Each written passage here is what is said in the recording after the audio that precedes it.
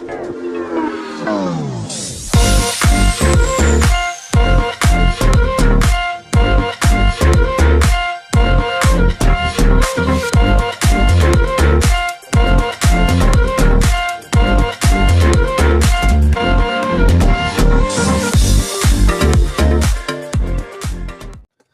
semua, salam sejahtera Malaysia. Selamat datang ke channel Fels Lifestyle.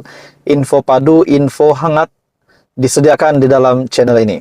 Oke, saudara-saudara, tuan-tuan dan puan-puan. Hari ini kita digemparkan dengan satu kenyataan daripada SPRM. Seperti yang kita semua sudah tahu, berkaitan dengan 7 pertuduhan yang dihadapi oleh Muhyiddin Yassin. Dan dalam kenyataan Presiden Bersatu yang juga pengerusi Perikatan Nasional, beliau telah membuat kenyataan bahawa mencabar SPRM. Makna kata mencabar Tan Sri Azam Baki dan pegawai-pegawai SPRM, Suruhanjaya Pencegahan Rasuah Malaysia, untuk menyiasat juga dana politik ataupun menyiasat parti UMNO dan juga PKR, menyiasat Datuk Seri Anwar Ibrahim, menyiasat Ahmad Zahid Hamidi, yang juga mereka berdua adalah Perdana Menteri dan Timbalan Perdana Menteri. Hari ini pula, saudara-saudara, kenyataan yang besar mengejutkan daripada SPRM. Dalam satu artikel dari Sinar Harian, SPRM sedia siasat jika berlaku elemen rasuah. Suruhanjaya Pencegahan Rasuah Malaysia bersedia untuk menjalankan siasatan ke mana-mana pihak, termasuklah parti politik, asalkan aduan yang diterima menunjukkan berlakunya elemen rasuah dan salah guna kuasa. Menurut Ketua Pesuruhjaya SPRM, Tan Sri Azam Baki, secara prinsipnya, pihak SPRM perlu memastikan wujud elemen rasuah sebelum melaksanakan apa-apa tindakan. Sekiranya nak jalankan siasatan ke atas mana-mana pihak, pertamanya sekiranya aduan itu tunjukkan kesalahan rasuah itu berlaku atau tidak. Tak kisahlah daripada parti manapun, kerana yang penting kita kena siasat dan yang pentingnya adalah adakah parti itu melakukan kesalahan rasuah. Itu kenyataan daripada Tan Sri Azam Baki pada sidang media sempena Majlis Perbarisan Tamat Latihan Kursus Asas Pegawai SPRM di Kompleks SPRM Negeri Johor, Tampoi pada Khamis. Azam Baki juga berkata, ketika mengulas mengenai satu isu yang panas yang dimulakan oleh Presiden Bersatu, Tan Sri Muhyiddin Yassin, Presiden Parti Pribumi Bersatu Malaysia, di mana Muhyiddin Yassin yang mencabar pihak SPRM untuk menyiasat Perdana Menteri Datuk Seri Anwar Ibrahim dan Timbalan Perdana Menteri Datuk Seri Ahmad Zahid Hamidi. Azam Baki menjelaskan, pihaknya juga sentiasa menunggu aduan dan maklumat sebelum melaksanakan apa-apa tindakan. Jika mengikut akta kami, jika parti A menerima apa-apa sumbangan tetapi pemberian itu daripada pihak yang ada kepentingan dengan kerajaan pada ketika itu, maka ia diklasifikasikan sebagai satu kesalahan rasuah dan perlu disiasat oleh SPRM. Sementara itu, dalam Majlis Perbarisan Tamat Latihan Kursus berkenaan, seramai 59 kadet SPRM telah mengikuti kursus asas berkenaan. Jadi, saudara-saudara, kenyataan daripada Azam Baki, beliau menjelaskan pihaknya juga sentiasa menunggu aduan dan maklumat sebelum melaksanakan apa-apa tindakan. Jadi apa yang berlaku kepada Bersatu hari ini, setelah Muhyiddin Yassin yang berhadapan dengan 7 pertuduhan, akhirnya Muhyiddin Yassin mencabar SPRM untuk menyiasat juga dana politik, menyiasat juga Perdana Menteri dan Timbalan Perdana Menteri. Dan pada akhirnya Azam Baki telah membuat kejutan dengan mengulas berkenaan dengan kenyataan Muhyiddin Yassin, di mana SPRM sedia siasat jika berlaku elemen rasuah. Apa komen Anda?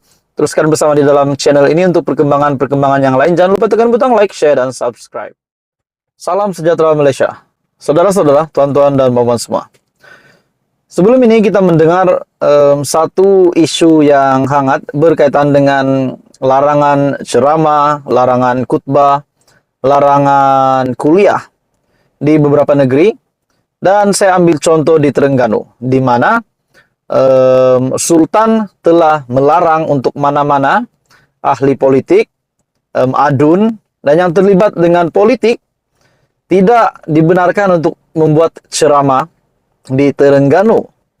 Dan kita dapat tahu juga bahwa Presiden PAS Tan Sri Abdul Hadi Awang, beliau tidak akur dengan larangan tersebut, bahkan beliau berkata akan tetap melakukan ceramah, dan pada akhirnya benar-benar Tan Sri Abdul Hadi Awang, Presiden PAS, melakukan ceramah di negeri tersebut. Dan pada akhirnya apa yang berlaku selepas Hadi Awang menyampaikan ceramah? Ini satu kejutan besar daripada MP PKR. Dalam satu artikel dari Malaysia Kini, MP PKR pertahan tindakan Hadi, terus beri kuliah di masjid. Tindakan Presiden PAS Abdul Hadi Awang yang meneruskan ceramah di masjid yang dilihat bertentangan dengan institusi Raja, Diraja, mendapat sokongan daripada ahli parlimen PKR, Hassan Karim. Seperti yang kita tahu, PKR ataupun presidennya adalah Perdana Menteri sendiri, Datuk Seri Anwar Ibrahim. Dan mereka ini adalah kerajaan. Namun, MP PKR dilihat menyokong apa yang dilakukan oleh Hadi Awang. Di dalam satu tajuk, MP PKR pertahan tindakan Hadi, terus beri kuliah di masjid. Jadi saya tidak pasti beliau sokong atau tidak, tapi tajuk beritanya, artikel ini, ahli parlimen PKR pertahan tindakan Hadi. Dalam artikel ini, Hadi sebelum ini yang tetap meneruskan rutinnya menyampaikan kuliah di Masjid Rusilah di Marang, Terengganu. Walaupun setelah larangan oleh Majelis Agama Islam dan Adat Melayu Maidam Terengganu. Dia sebelum itu berkata, tiada salahnya untuk ahli politik menyampaikan kuliah di masjid atau surau, dan malah menegaskan mereka mempunyai kewajiban untuk bersuara dalam pelbagai perkara termasuk politik. Mengulas perkara itu, Hasan berpandangan adalah demokratik untuk orang Islam mendengar ajaran Islam yang disampaikan di luar kalangan imam atau penceramah rasmi. Jadi kita dapat lihat MP PKR Hasan menyokong tindakan Hadi Awang. Sekurang-kurangnya ada orang yang berani mencabar. Hasan berkata, ini dengan syarat pihak yang memberi kuliah itu tidak menggunakan masjid untuk propaganda politiknya. Tapi bagaimana kita nak tahu betul-betul ceramah itu memang berasaskan keagamaan ataupun mungkin ada motif politik? Dia berkata, tiada sesiapapun, termasuk istana atau mana-mana parti politik, yang boleh memonopoli perkara berkaitan Islam.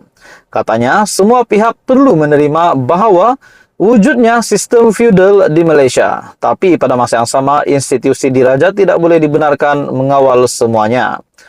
Larangan terhadap semua ahli politik, termasuk ahli parlimen, adun dan senator, daripada menyampaikan kuliah atau khutbah di semua masjid dan surau di seluruh Terengganu berkuat kuasa pada 2 Mac lalu. Larangan itu yang dikeluarkan selepas Sultan Terengganu, Sultan Mizan Zainal Abidin, duka cita apabila ada ahli politik yang mengajar agama atau menjadi khatib dan imam solat tanpa kebenaran pihak berkuasa. Jadi saudara-saudara, ini satu isu yang hangat di Terengganu bagi saya. Jadi apa komen Anda? Teruskan bersama di dalam channel ini. Info padu, info hangat tersedia di dalam channel ini. Jangan lupa tekan butang like, share, dan subscribe.